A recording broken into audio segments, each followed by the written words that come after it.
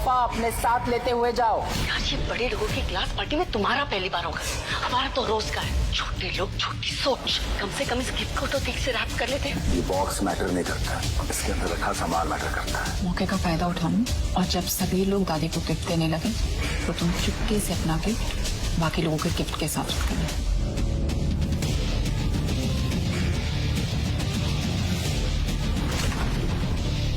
इतना महंगा गिफ्ट, वो भी इस फर्नीचर के पास। इसके पास इतने पैसे कहाँ से आए? आखिर क्या है इस गिफ्ट बॉक्स का रहस्य, जिसे देख सबकी आंखें खुली की खुली रह गई? कौन है ये नक्श और क्या है इसकी कहानी? गरीब घर जमाई नक्श की रईसजादी पत्नी अनिका की दादी कल्याणी जावेरी का बर्थडे था। नक्श ने अनिका से प्रॉमिस किया था कि इस बार वो ऐसा गिफ्ट लाएगा जिसे देखकर जावेरी फैमिली के होश उड़ जाएंगे। नक्श उस बॉक्स को खोलकर अनिका को दिखाना चाहता था कि उसने अनिका की दादी कल्याणी के लिए क्या लिया है। उसे लग रहा था कि गिफ्ट देखकर वो पूरी तरह से सरप्राइज्ड हो जाएगी। ये बॉक्स मुझे उन्हें ऐसे नहीं देना है और इसे गिफ्ट रैप करने का मेरे पास टाइम नहीं था।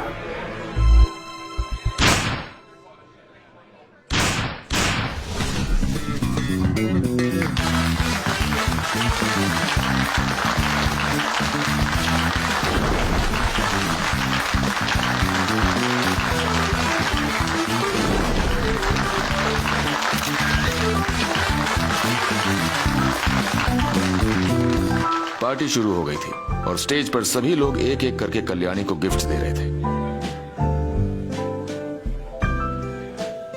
ऐसी पार्टीज में अक्सर ऐसा होता है कि सारी रिच फैमिलीज की नजर एक दूसरे के गिफ्ट्स पर होती है। सभी जानना चाहते हैं कि कौन क्या दे रहा है, किसका गिफ्ट सबसे ज्यादा वैल्यूएबल है। साथ ही साथ सभी कल्याणी के रिएक्शंस को भी नोटिस करते हैं ताकि उन्हें पता चले कि वो गिफ्ट कल्याणी को पसंद आया है या नहीं।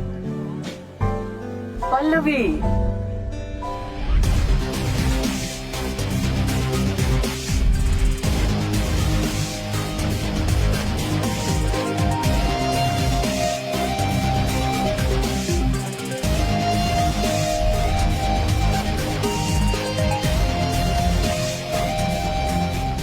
इन सभी तोहफों में जो लोगों ने कल्याणी को दिए, उसमें आज की रात का सबसे आउटस्टैंडिंग गिफ्ट तो शायद पल्लवी का ही होगा, जिसमें कल्याणी को हीरे का एक पेंडेंट दिया है जो एंशिएंट टाइम से अपनी खूबसूरती की वाहवाही लूट रहा है।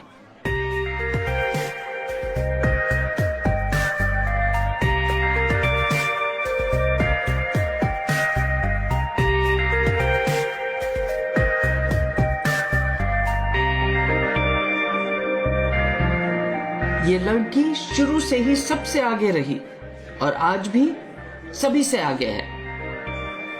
अनफॉर्चुनेटली, भले ही तुम्हारी दादी तुमसे कितना ही प्यार क्यों न करती हो, लेकिन वो तुम्हें हमेशा के लिए अपने पास नहीं रख सकती। एक न एक दिन तुम्हारी शादी होगी और तुम दूसरे घर चली जाओगी। मैं उसके बाद तुम्हारा हिस्सा नहीं रह पाऊंगी। पल्लवी का कोई बॉयफ्रेंड भी नहीं है, लेकिन कल्याणी की सोच कहां से कहां पहुंच गई थी।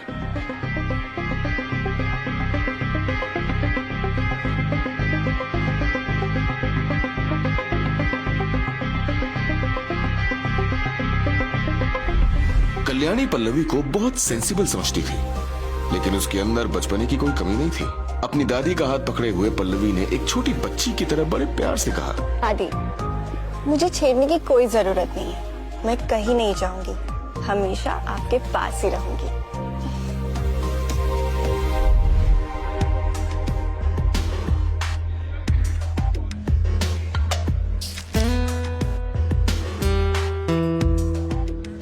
पल्लवी की सीट नक्श के बाजू में थी। जब वो अपनी सीट पर लौटी तो उसने नक्श को कुछ बुदबुदाते हुए सुना। वो एक जेट पेंडेंट है ना, मुगल डायनेस्टी का, पैलेस में रखने वाला आइटम। बहुत खूब। पल्लवी ने भी कभी नक्श पर ध्यान नहीं दिया या फिर कभी रिस्पेक्ट नहीं की, लेकिन अभी पल्लवी की क्यूरियोसिटी नक्श के प्रति अचानक से जाग उठी थी। तुम्हें कैसे पता कि वो मुगल डायनेस्टी का जेट पेंडेंट है? तुम्हें इन सब की नॉलेज है? थोड़ी बहुत। वैसे कितना खर्चा किया इस जेट पेंडेंट के लिए? 1.5 करोड़। पल्लवी ने उस जेट पेंडेंट को अपने एक खास दोस्त की मदद से खरीदा था।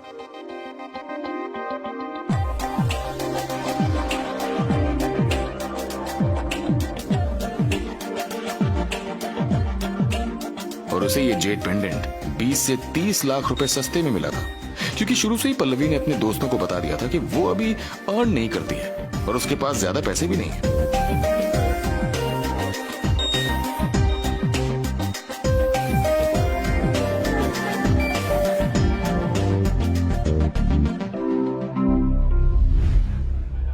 तुम्हारा भारी नुकसान हो गया, क्योंकि उस पेंडेंट की कीमत 80 लाख से ज्यादा नहीं है।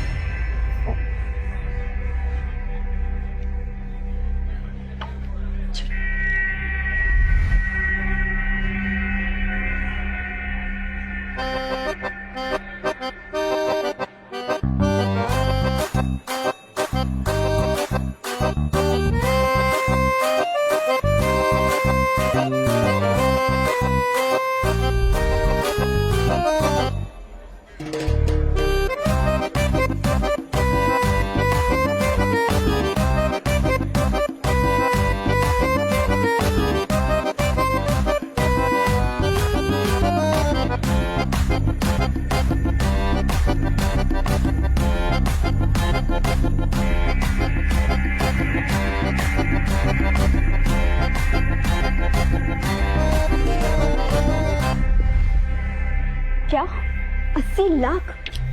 लेकिन ऐसे कैसे हो सकता है? मैंने मेरे खास दोस्त की मदद से खरीदा है। वो तो कह रहा था कि इसकी कीमत 1 करोड़ 80 लाख है। देखो, जेट पेंडेंट की क्वालिटी 3 कैटेगरी में डिवाइड होती है: लुक, लिसन और टेस्ट। अगर कोई जेट बहुत ही ज्यादा ट्रांसपेरेंट है और ग्लॉसी है तो समझ जाओ कि वो सबसे बेस्ट जेट है।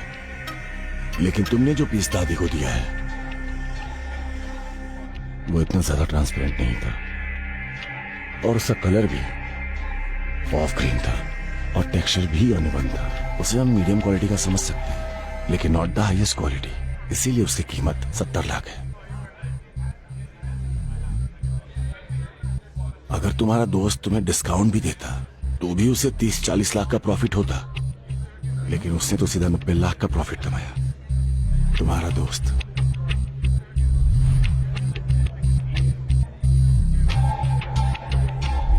वो गाना सुना है, यार नहीं लूट लिया घर यार का? मुझे और कमेंट नहीं करना।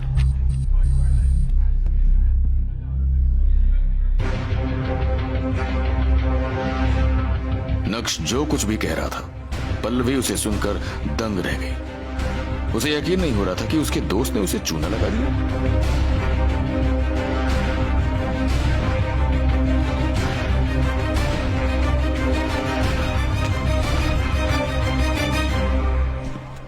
विहान बजा जाए। विहान आया है, उसे जल्दी से अंदर इनवाइट करो।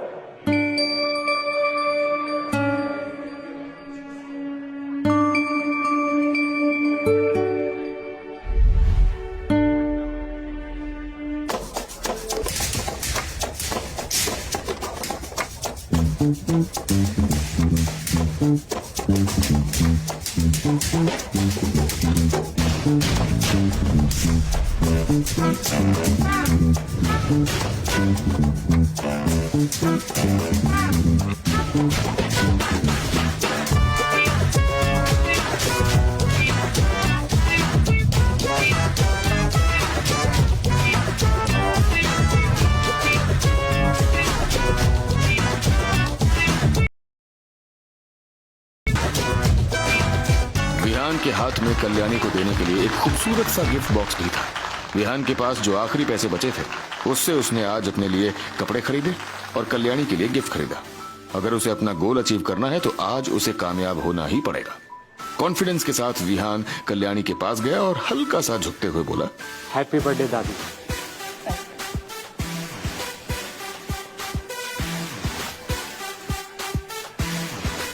दादी, आज आपका जन्मदिन है और मेरी तरफ से आपको लख लख बधाई। भगवान करे कि आप स्टैच्यू ऑफ यूनिटी की तरह हमारे साथ ऐसे ही खड़े रहें हमेशा के लिए। एंड सॉरी दादी, काफी ट्रैफिक था इसलिए आने में थोड़ा लेट हो गया, और उम्मीद करता हूँ आप इस वजह से मुझसे नाराज नहीं होंगी। कल्याणी जानती थी कि विहान को अनिका बहुत पसंद है। विहान को देखकर कल्याणी के दिल में न जाने क्या क्या ख्याल आने लगे थे। अब जब आ ही गए हो तो कौन सा लेट और कैसा लेट? वैसे भी तुम अपने काम के सिलसिले में बहुत बिजी रहते हो, तुम कंसिडरेट भी हो। स्पेशली यहाँ आए मुझे बहुत अच्छा लगा।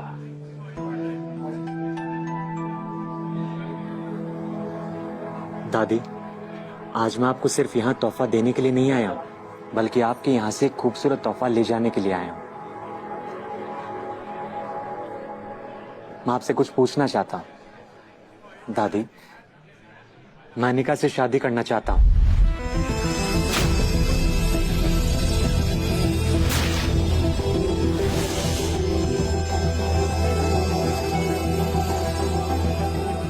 कल्याणी ने घूरते हुए विहान को देखा और उसके बाद उनकी नजर अनिका पर जाकर टिक गई थी।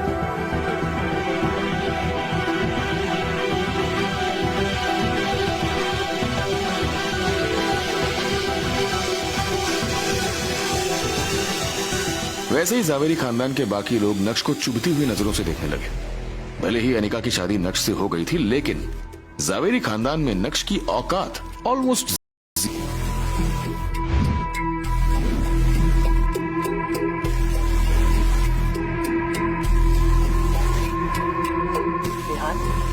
तुम्हें भी पता है कि अनिका की शादी हो चुकी है और इस शादी को 2 साल से ज्यादा का समय हो गया है। क्या तुम्हें इस सब से फर्क नहीं पड़ता?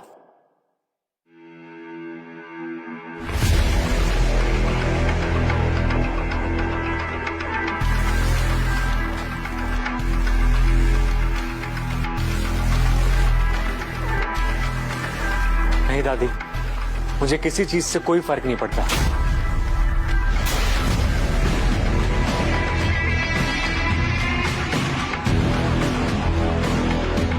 मैं अनिका से बहुत प्यार करता हूं और आपको भी मैं दिल से दादी मानता हूं और उम्मीद करता हूं कि आप अनिका की खुशियों के बारे में सोचेंगे और मेरी रिक्वेस्ट को एक्सेप्ट करेंगे। विहान को नक्श के वहां होने से कोई फर्क नहीं पड़ रहा था। उसे तो बस अनिका से मतलब था और वो आज उसे यहां से ले जाना चाहता था। उसी समय विहान, विहान, विहान।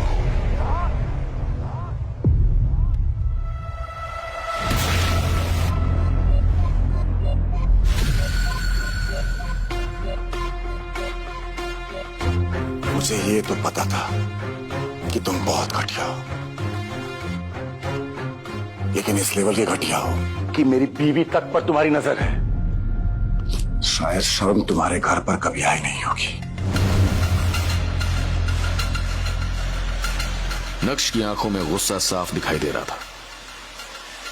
लो, अचानक से मैम्बो अंकल इस मैटर के बीच में घुस गए। लो, यही बाकी था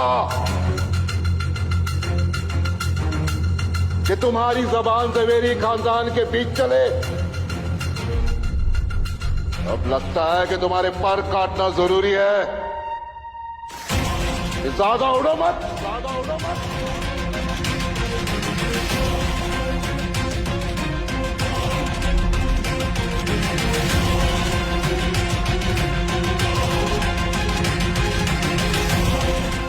इससे कोई फर्क नहीं पड़ता कि मैं कितना ही यूजलेस क्यों ना हो, लेकिन आपसे बेटर हूं मैं।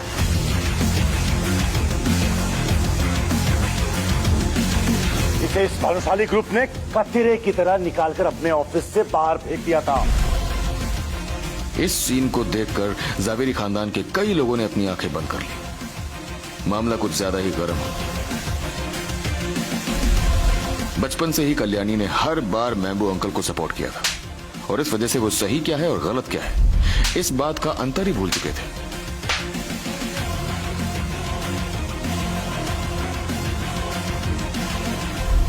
यही वजह है कि उन्हें दूसरों के मामले में घुसना और लड़ाई झगड़ा करना बहुत अच्छा लगता था। आज भी वो यही कर रहे थे। जवानी के दिनों से ही मैम्बो अंकल ने कॉलेज में खूब दंगे फसाद किए थे।